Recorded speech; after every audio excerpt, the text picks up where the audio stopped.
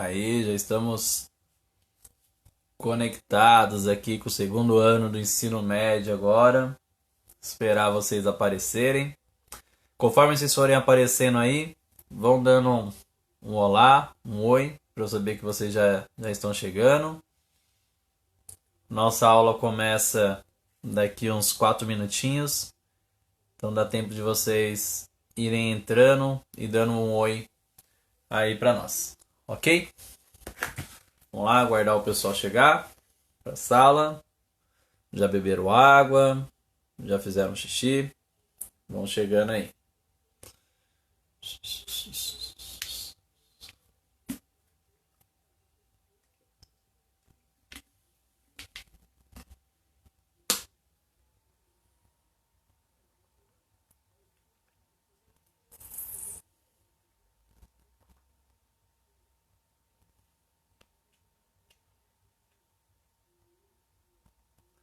Vou esperar o pessoal chegar. Daqui a pouco a gente começa a nossa aula. Agora são 10h18. A nossa aula está prevista para começar às 11 horas. Então, conforme vocês forem chegando aí, vão se identificando. Vamos escrevendo um oizinho aí para mim, para a gente poder começar a nossa aula aí. Nossa primeira aula. Ô Beatriz, bom dia, tudo bem? Bem-vinda à aula. Oi Isabelle, bom dia, tudo bem? Elô, Duda. A galera tá chegando aí. Vamos lá, daqui a pouco a gente começa a nossa aula aí. Nosso território. Ô Vilma, tudo bem? Tá aí na sala também, bem-vinda. Nossa primeira aula com o segundo ano do ensino médio. Cadê a galera? Vamos lá, galera.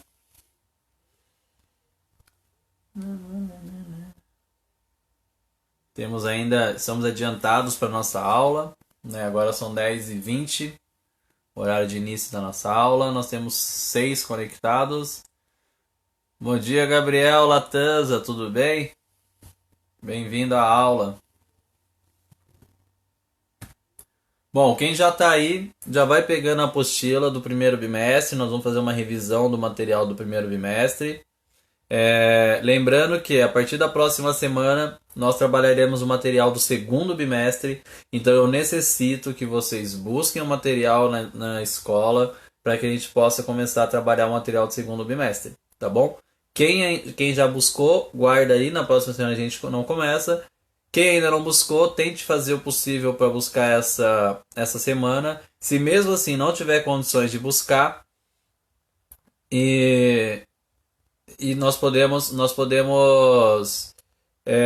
baixar o livro online, né, pelo próprio site do SAI, pelo próprio aplicativo do SAI, a plataforma do SAI, e vocês podem acompanhar o conteúdo através da plataforma online. O ideal é ter o material em mãos para que vocês possam responder as questões e tal, mas se alguma coisa estiver impossibilitando, vocês têm essa opção, o SAI oferece essa opção para vocês de baixar o vídeo, baixar o livro e acompanhar o conteúdo sem problema nenhum, ok? Rosa Villanova, a mãe da Isabelle, seja bem-vinda, Rosa, você é muito bem-vinda à nossa aula também, tá? Todos são muito bem-vindos. Bom, professor Lico, Geografia, nossa primeira aula, videoaula. É uma forma diferente de aula agora, é uma ideia sensacional, essa ideia do colégio de videoaulas, porque é o momento que a gente pode explicar o conteúdo, vocês podem ter esse contato de interação com a gente, mesmo que virtual, e sanar dúvidas que possam surgir durante as explicações aqui.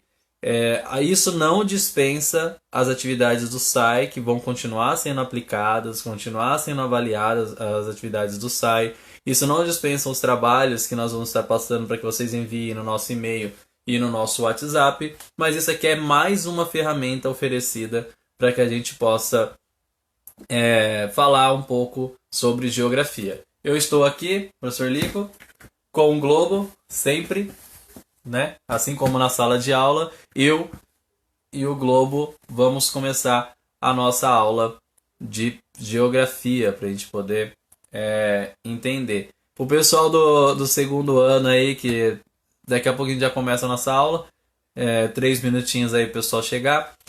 O pessoal do segundo ano, quando eu sempre falava pra vocês, né? Em casa o que importa é isso aqui, olha o que eu trouxe aqui. Quem é da sala de aula vai entender a referência. Olha quem tá aqui comigo. Meu pano de galinha, né? As meninas aí que sempre me falam as coisas, que é o que importa. Aqui, ó, o pano de galinha. Pra quem não entendeu a referência, fica aí na curiosidade. Mas olha quem tá aqui comigo também. Paninho de galinha. Ok? Podemos começar?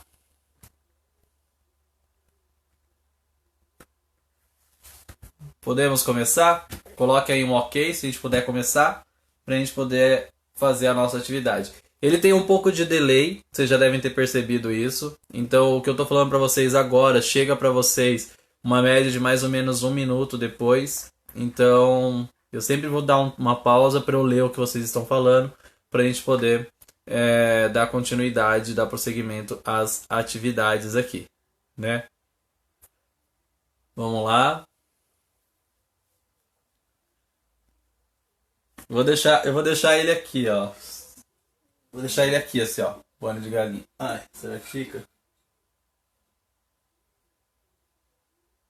Pronto, olha lá. Olha ele ali. Agora ele vai acompanhar a nossa aula aqui. Bom, pessoal, nós vamos falar sobre o material do primeiro bimestre.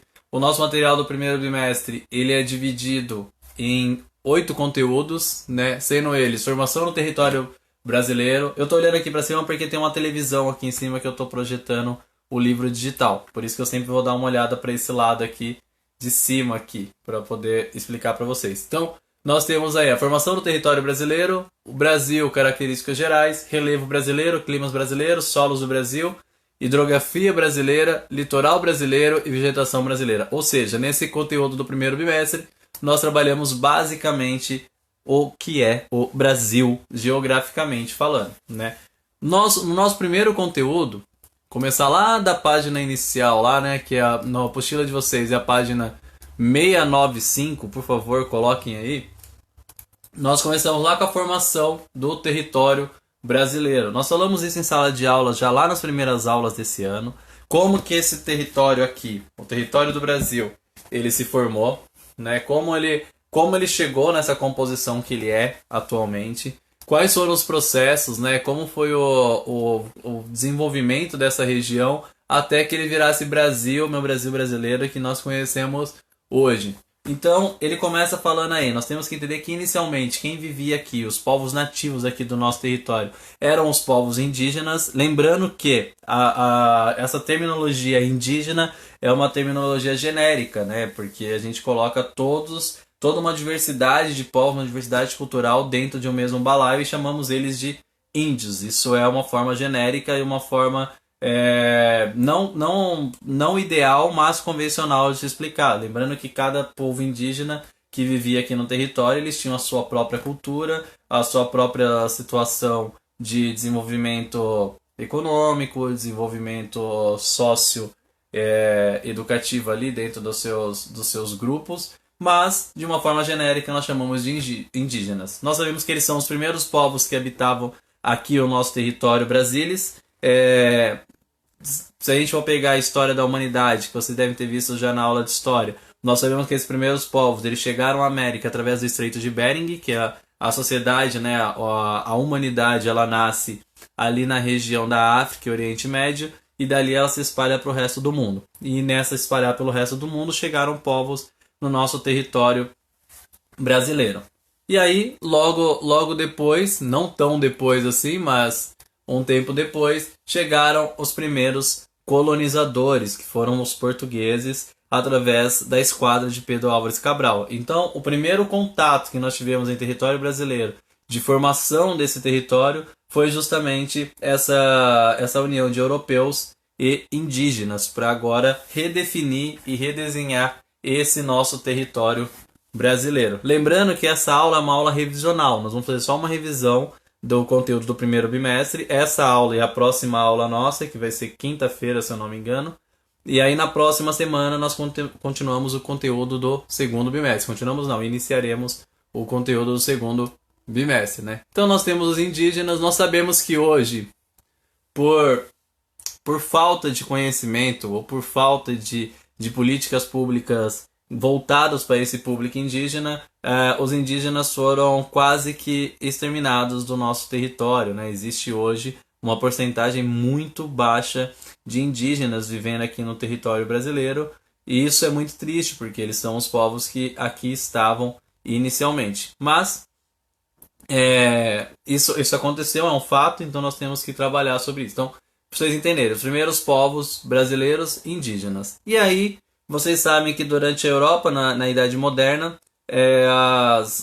os grandes países, né, europeus que estavam se desenvolvendo muito eram Espanha e Portugal, devido às grandes navegações. Então Espanha e Portugal fizeram um acordo, pegaram a América e dividiram essa América em duas partes, né? Que era o Tratado de Fronteiras, ou como vocês conhecem, Tratado de Tordesilhas, né? Onde ele fazia uma linha que cortava mais ou menos esse território aqui assim, do Brasil, e definia o que? O que estiver daqui para cá é território português, o que estiver daqui para lá é território espanhol. E esse Tratado de Tordesilhas foi fundamental para o desenvolvimento do nosso território brasileiro, porque aí os portugueses começaram a vir para o território brasileiro. Lembrando que o Tratado de Tordesilhas ele foi feito antes dos portugueses chegarem no Brasil. Então eles dividiram uma terra que eles nem sabiam qual era o tamanho dessa terra inicialmente. Eles acharam que era só uma ilha inicialmente, tanto que o primeiro nome que o Brasil recebeu foi Ilha de Vera Cruz, depois Terra de Santa Cruz e até virar Brasil, né? E aí, após esse Tratado de Tordesilhas, eu estou fazendo bem rapidinho para vocês entenderem, nós tivemos as grandes navegações. E o Brasil começou a se desenvolver economicamente. Quais foram o desenvolvimento econômico do Brasil, né? O primeiro produto economicamente ativo do Brasil foi o pau-brasil, né? Os portugueses chegaram aqui em 1500, mas só na época de 1530 e pouco que esses portugueses resolveram explorar economicamente essa nova colônia que eles tinham descoberto. E essa nova colônia ela era muito rica em pau-brasil. O pau-brasil era o tronco de uma árvore, de uma árvore chamada pau-brasil. E esse tronco ele tinha uma coloração avermelhada. Então os portugueses eles conseguiam pegar esse tronco, eles moíam esse tronco da árvore e com o tronco da árvore eles conseguiam fazer o tingimento de tecidos. E isso era muito importante na época porque o tecido acabava ficando mais caro. Só que o processo econômico do pau-brasil ele era quase que insustentável, porque você imagina, você levar árvores em navios ocupa muito espaço, precisa de muita mão de obra e muitas vezes o lucro não era tão alto para poder remover todo o tronco que tinha aqui no Brasil e levar. Isso gerava um custo muito alto e esse custo muito alto não estava valendo a pena para muitos trabalhadores portugueses que estavam vivendo disso. Então, com o tempo, os portugueses começaram a migrar do pau-brasil para o plantio da cana-de-açúcar. E aí começaram a surgir no Brasil, aqui nessas regiões, que foram depois divididas em vários territórios pequenininhos, chamados capitanias hereditárias. Esse território começou a ser dividido e explorada agora a cana-de-açúcar. A cana-de-açúcar, para quem não sabe, era o plantio da cana. E aí depois eles cortavam essa cana, moíam essa cana, aí saía o melaço da cana, né, aquele caldo da cana. Aquilo ali era cristalizado, moído e virava açúcar. E o açúcar brasileiro era muito famoso no mundo e isso começou a dar muito dinheiro. Só que a cana-de-açúcar, como vocês sabem, trouxe uma terceira raça, né? Vamos colocar dessa forma, um terceiro povo para compor essa estrutura do povo brasileiro, que foram os negros vindos da África, né? Então vamos lá. Nós tínhamos os indígenas que já viviam aqui no nosso território, nós tínhamos os portugueses que vieram para o nosso território espontaneamente para poder explorar e para poder desenvolver a economia aqui no nosso território, e agora nós tínhamos negros, também imigrantes africanos, vindos forçadamente em navios negreiros em condição de escravos, né? Então agora nós temos o triângulo formador aí do território brasileiro, que eram negros, europeus e indígenas, né? Então esses negros eles vieram, diversos negros vieram para trabalhar no processo da cana-de-açúcar e também para desenvolver o mercado escravocrata que já existia naquele período ali. Nós estamos falando aí do século XVI e esse processo escravocrata ele vai durar até o final do século XIX. Então nós estamos falando de 300 anos aí de processo de escravatura no Brasil, um processo muito penoso, um processo muito vergonhoso para a história do nosso país, mas aconteceu e nós temos que falar sobre ele, né? Depois do plantio da cana-de-açúcar, começou lá no Nordeste o plantio de tabaco para poder desenvolver a região Nordeste, porque a cana-de-açúcar ela ficou muito aqui na beirada do Nordeste, aqui no Pernambuco, né? E também aqui para nossa região Sudeste, alguns territórios dessa região também começaram a fazer o plantio da cana-de-açúcar.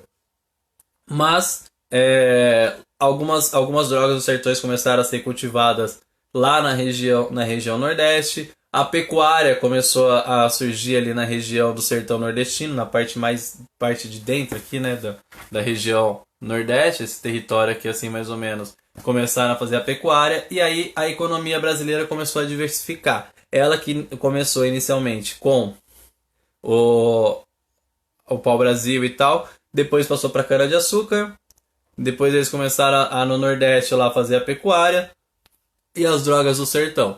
Até que depois, muito depois, né, nós tivemos uma mudança na economia brasileira porque vieram os bandeirantes para cá. Isso nós já estamos falando do século XVIII aí, né? Então pode ver, nós estamos falando do século XVI. O século XVII passa meio que em branco nesse processo aí de cana-de-açúcar, de plantio, de drogas do sertão e tal. Quando chega no século XVIII, os bandeirantes começam a adentrar o território brasileiro, acompanhando os rios, até que eles chegam na região onde hoje a gente conhece como Minas Gerais. E lá na região das Minas Gerais, eles começam a encontrar pedras preciosas. Pode ser prata, ouro, diamantes. E aí com esse processo agora de encontrar pedras preciosas, diversos portugueses vieram para o Brasil, diversos imigrantes vieram para o Brasil, e aí a economia brasileira começou a girar em torno da exploração de pedras preciosas. Lembrando que o Brasil nesse período era um Brasil ainda colonizado por Portugal, então nós éramos apenas uma colônia mantenedora da metrópole através das nossas pedras preciosas. Então a grande maioria das pedras preciosas encontradas aqui no nosso território foram mandadas para Portugal e posteriormente mandadas para a Inglaterra, né? E aí nós não ficamos com essa riqueza em nosso território. Lembrando que essa exploração das pedras preciosas que aconteceram no Brasil, elas tiveram também um grande uso da mão de obra escrava, né? A mão de obra escravocrata foi a retirar todas essas pedras preciosas do seio do Brasil, de dentro da terra do Brasil, e esse dinheiro não voltou para eles, obviamente, né? Então Portugal ficou muito rico, ainda mais rico, com a exploração das pedras preciosas aqui no nosso território brasileiro. Então a mineração começou a se desenvolver muito e no mesmo processo aí do século XVIII começou a pecuária na região sul do nosso país, que até hoje ela é muito forte, né? Giovana, nosso pano de galinha chegou depois, né? Tá vendo? O pano de galinha tá aí. E aí o nosso sul brasileiro, a nossa região sul brasileira começou a desenvolver a pecuária, tanto que até hoje a região sul do Brasil ela é muito famosa pela pecuária, né? Tanto que os churrascos, né, gaúchos e tal, nós temos costume de atrelar essa questão do boi e da pecuária à região sul do país. Isso também aconteceu simultaneamente à exploração do ouro em Minas Gerais, né? Então, explorando o ouro em Minas Gerais no século XVIII e também a pecuária ali no século XVIII na região sul do nosso país. Quando a gente entra no século XX, o nosso Brasil começa a passar por um processo de mudança. Nós deixamos de ser agora impérios e colônias e começamos a nos tornar uma república, né? Exatamente no ano de 1889. Com a formação da República agora, a economia brasileira ela já estava girando ali no século XVIII em torno do café, né? O café se tornou uma grande fonte de renda para o Brasil, mas no início do século XX nós tivemos uma grande crise, né? A crise de 29, vocês estudaram isso em história já, e com a crise de 29 o café brasileiro perdeu muito valor. Né? E aí nós tivemos um presidente que em 1930 acabou assumindo a presidência, que era o Getúlio Vargas, e com Getúlio Vargas assumindo a presidência, ele começa agora a industrializar o território brasileiro. Com a industrialização do território brasileiro, a economia brasileira muda. O Brasil passa a ser agora um país pouco industrializado, mas não mais tão agrário quanto ele era anteriormente. Então o país era um país totalmente agrário até 1930 e após 1930 ele começa agora a se desenvolver economicamente através da indústria.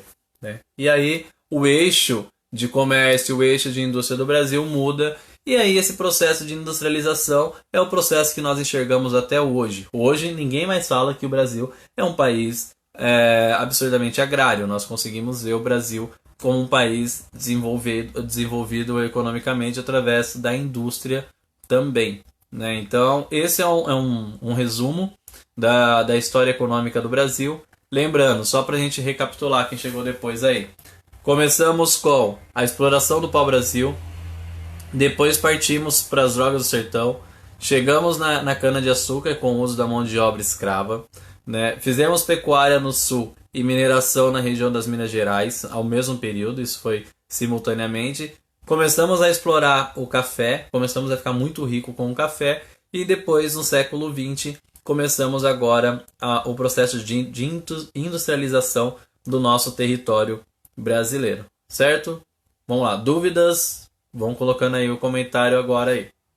Lembra que a gente tem um delay, então vou perguntar, vou dar um tempinho para vocês colocarem as dúvidas de vocês.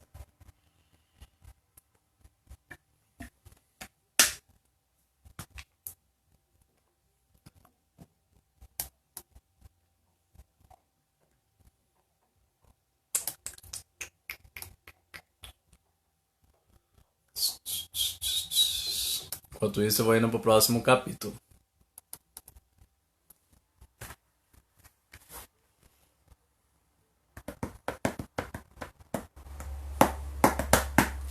Olha o nosso globo aqui.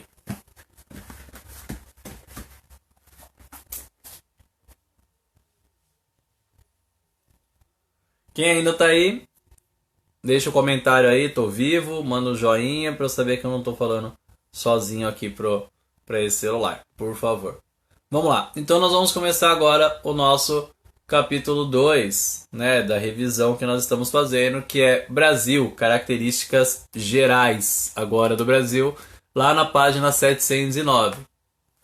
Nessa página 709, ele abre já falando com um poema que é sensacional, que essa é, na minha opinião, um dos poemas mais bonitos do Brasil, que é a Canção do Exílio, né, de Gonçalves Dias, que ele fala o seguinte, olha só, coloque uma trilha sonora aí para vocês ouvirem a leitura do poema. Eu vou até pegar a galinha para eu ler esse poema bonito, deixar a galinha aqui comigo, e um violão, vamos lá, só pra gente bater assim o violão, vai.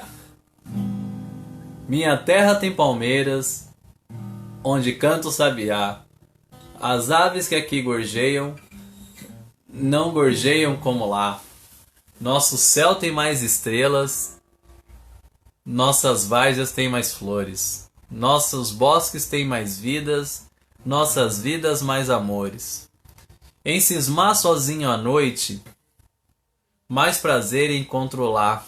Minha terra tem palmeiras, onde canta o sabiá. Minha terra tem primores, que tais não encontro eu cá. Em cismar sozinha à noite, mais prazer encontro eu lá. Minha terra tem palmeiras, onde canta o sabiá. Não permita, Deus, que eu morra, sem que eu volte para lá. Sem que desfrute os primores, que não encontro pra cá. Minha terra tem palmeiras, onde canta o sabiá. Olha que canção bonita, pessoal. O Gonçalves Dias, ele, só para vocês contextualizarem essa história, né? Ele foi exilado, né? Por isso que o nome dessa música é Canção do Exílio. Ele foi exilado. Exilado é quando você é mandado embora do seu país, você é proibido de ficar no seu país. E ele foi exilado na Europa. E lá da Europa ele escreveu esse poema que até hoje é um poema muito, muito, muito famoso aqui no nosso território brasileiro. Tanto famoso é que parte dele foi colocado no hino nacional, que é justamente essa parte: nossa Várzea tem mais flores, nossos bosques têm mais vida, nossa vida mais amores. Olha só a importância desse poema de Gonçalves Dias para a história do Brasil. Ou seja, aí ele faz um resumo do que é o Brasil, né? Ele mostra um Brasil onde tem palmeiras e onde canta o sabiá, né? Ou seja, lá da Europa ele fala: pô, eu tô aqui vivendo na Europa, mas o que eu sinto realmente saudade é das palmeiras e do canto dos sabiás. Então ele está falando já do território e desse ufanismo que o brasileiro tem de amar o seu território e amar a terra onde ele vive, né? E aí vamos falar um pouquinho de Brasil. Primeiro, nós temos que entender que o nosso território ele está localizado na América do Sul, o nosso país. Só para vocês entenderem características gerais, nós somos o quinto maior país do mundo, vivemos aqui na América do Sul. Todo o nosso território ele fica na região ocidental do planeta, né? Nós ficamos aqui na região oeste. Se a gente dividir o planeta em duas partes, nós ficamos todo ele na parte oeste, e 93% do nosso território fica no hemisfério sul, sendo que parte dele fica no hemisfério norte, acima da linha do Equador, né? Esse é o nosso país em localização. Nós somos divididos em 26 estados mais o Distrito Federal, né? Então são unidades federativas. O Brasil ele tem um sistema político que estabelece a União Federativa, né? Ou seja, aquilo que é decidido no Central, no Distrito Federal, vale para todos os estados brasileiros. Não há diferenciação entre estados se falando em legislação, se falando em direitos civis e judiciários e penais e tal, né? Nós temos um território absurdamente grande. Nós falamos que o Brasil é um país continental, ele compõe mais da metade da América do Sul, né? Se a gente for pensar em território geral, ele tem como vocês podem ver aí na página de vocês, 711, tem um mapa mostrando o território brasileiro, né? E a gente ocupa, nós brasileiros ocupamos cerca de 1,7% do território do globo. Então, de todo esse globo aqui, 1,7% somos nós, né? Nós estamos aqui. Então, 1,7% do território do mundo é Brasil. É bastante brasileiro, é bastante território para nossa composição toda aí. Nosso território é muito, muito, muito grande, como vocês já sabem, como eu falei para vocês, é o quinto maior território do mundo. Nós temos fusos horários no Brasil, são 4 fusos horários que dividem o nosso Brasil, porque pelo seu tamanho, e também vocês sabem que fusos horários funcionam através dos meridianos, né? Então os meridianos determinam os fusos horários, e aí nós, dentro do nosso território, nós temos 4 meridianos que passam, então nós temos 4 horários diferentes. O horário que nós usamos habitualmente é o horário de Brasília, que nós falamos que é o horário oficial, o horário de Brasília, né? Isso aí, pessoal, eu tô passando bem rapidinho porque nós já estudamos isso em sala de aula, né? Então é só para vocês relembrarem para a gente poder começar o nosso segundo bimestre. As características gerais do Brasil são essas. Eu vou falar para vocês novamente, só para a gente poder entender. Então, quais são as características gerais do Brasil? Primeiro, nós somos o quinto maior país do mundo. Segundo, nós somos o maior país da América do Sul, né? Nós estamos aí ocupando um bom território na América do Sul. O nosso país é um país continental, dividido em 26 estados mais o Distrito Federal, sendo todos eles unidos, né, federativamente falando, onde eles têm toda essa composição de que o que é decidido no Distrito Federal vale de igual para todos os estados do nosso território, né? Nós chamamos estados, mas o nome oficial deles são unidades federativas. Pode ver que quando vocês preenchem algum documento, vocês não preenchem estado, vocês colocam o F, né? O F, dois pontos, você coloca lá São Paulo, né? Todos nós aqui estamos na unidade federativa de São Paulo. Nosso Brasil tem um território absurdamente grande, uma diversidade cultural gigantesca, né? Então, territórios como o Sul é completamente diferente do território Nordeste, assim como o Norte é completamente diferente do Sudeste, culturalmente falando, estruturalmente falando, de relevos e de climas também. Além dessa diferenciação toda, nós temos 4 fusos horários no Brasil, sendo Fernando de Noronha, Brasília, a região do Mato Grosso e parte do Acre e da Amazônia, o 4º fuso horário, né? Então nós temos lá -2, -1, o horário que nós usamos, e mais um, que é a região ali de Fernando de Noronha, você acrescenta 1 hora dentro do horário do relógio que vocês estiverem vendo aí. Eu acho que é isso, o nosso resumo do primeiro livro. Lembrando que quinta-feira a gente continua essa revisão do primeiro livro, né? Eu preciso que vocês busquem o segundo livro na escola. Quem não tiver condições de buscar o segundo livro na escola, por favor, baixe o livro aí. Só que se vocês baixarem o livro, o problema é, se vocês baixarem o livro, vocês estiverem assistindo essas lives pelo computador, vocês não vão conseguir ver a live e acompanhar o livro ao mesmo tempo, né? Isso vai começar vai dar problema para vocês não vão conseguir ouvir o áudio e tal, e vai começar a ficar ruim. Se vocês assistem a live pelo celular e tem um computador, aí é tranquilo, assim como eu faço. Eu coloco o livro aqui no computador e faço a live com vocês pelo celular, certo? Alguma dúvida, pessoal? Nós temos, para fechar a aula aí, 10 minutinhos de aula. Caso vocês tenham alguma dúvida, estou aqui à disposição para responder as perguntas de vocês, comentários e afins, né? Estou aqui para isso, eu e o pano de galinha. Tô aqui então, eu sei que tem esse delay, vou esperar o tempo aí para vocês responderem, enquanto isso eu bebo uma água.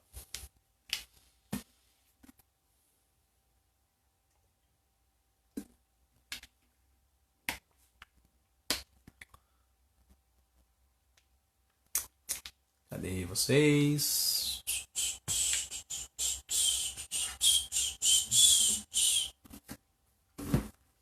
A live não pode ter música, não pode ter nada por direitos autorais, né?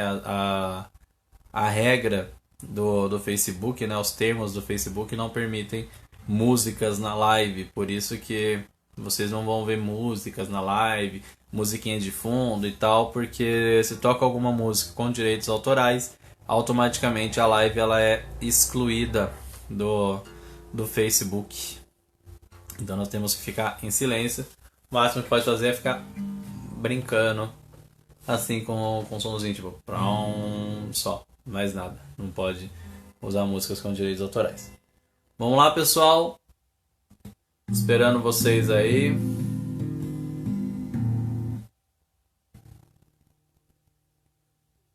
Mandem perguntas. Acho que vocês dormiram. Tô com a impressão de que vocês dormiram.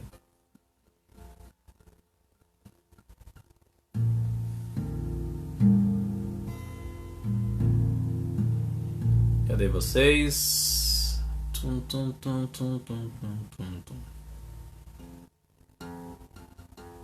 Dormiram? Manda um oi aí pra eu saber que vocês estão aí. Vocês estão muito quietos. Essa sala é a sala mais quieta, tanto na escola quanto na live. Agora, vamos lá, galera. Caso tenha alguma dúvida dessa revisão que nós fizemos aqui do capítulo do livro 1, nós trabalhamos aqui então os 2 primeiros capítulos bem rapidinho para vocês entenderem. Fala, Gabriel. O Gabriel tá vivo. Bom. Dúvidas. Caso não tenham dúvidas, eu vou encerrar a live para que outro professor possa vir dar a aula para vocês, né? É tão ruim essa demora entre o vídeo e a resposta de vocês que eu tenho certeza que quando eu fechar o vídeo aí vai aparecer um monte de comentários aí, né? Mas basicamente é isso, né? Já vou encerrando então aqui. Quero dizer pra vocês que eu tô morrendo de saudade de vocês. Morrendo de saudade de vocês me enrolando, fazendo um monte de pergunta da vida, querendo enrolar cada vez mais a aula. Saudade das nossas conversas, saudade de pegar no pé de vocês. Saudade de perguntar se o Cochel já terminou o livro. Saudade de tudo, de tudo. De falar pro Latanza parar de jogar bilhar no celular. De perguntar se o octógono do Kael tá assustando ele ainda. Ficar sabendo das histórias de vocês, que vocês me contam das meninas. Saber enche o saco da Fernanda. Saudade de todos vocês de verdade. Esse tempo de quarentena faz a gente refletir bastante nas coisas. Esse isolamento é muito ruim. Eu fico aqui preso. Sorte que eu tenho o meu pano de galinha, que a gente sempre fala na sala de aula. Mas de verdade, pessoal, se cuidem. Não saiam de casa, se cuidem, se mantenham, que eu quero todos vocês sadios e alegres para quando a gente retornar. Tenho certeza que em breve a gente volta para nossas aulas, porque é legal essa live, é legal essa opção que o Colégio Totti nos está oferecendo de poder ter esse contato com vocês através desses vídeos, mas nada substitui o contato e a relação que nós tínhamos em sala de aula, né? Toda terça-feira nós estávamos lá firme e forte, aguentando 2 aulas de geografia, dando risada, falando muita coisa de aula e também da vida, né? Então, sinto muita saudade de vocês, realmente sinto saudade de vocês, não é discurso da boca para fora. Espero que vocês tenham entendido o conteúdo de hoje. Espero que todos estejam absurdamente bem. E eu estou à disposição. Vocês têm aí a coordenadora Vilma já mandou para vocês o meu e-mail, o meu telefone, caso vocês tenham alguma dúvida, caso vocês precisem tirar algum esclarecimento que não tenha ficado muito bem entendido. E eu tô aí. Tô aqui em Mogi, né, como sempre.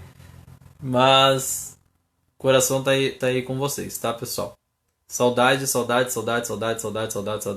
de verdade. Tá, deixa aí nos comentários. Eu sei que isso vai chegar depois só pra vocês. Mas quando vocês estiverem vendo aí, conta aí como tá a quarentena de vocês. E a gente vai conversando, ok? 10h55, eu vou encerrar a live, porque o próximo professor tem que entrar daqui 5 minutos. É o tempo de vocês beberem uma água, comerem alguma coisa e voltar para a live do próximo professor. Espero que tenham gostado. Tchau para todo mundo e até quinta-feira a gente se encontra de novo. Beijo para todo mundo.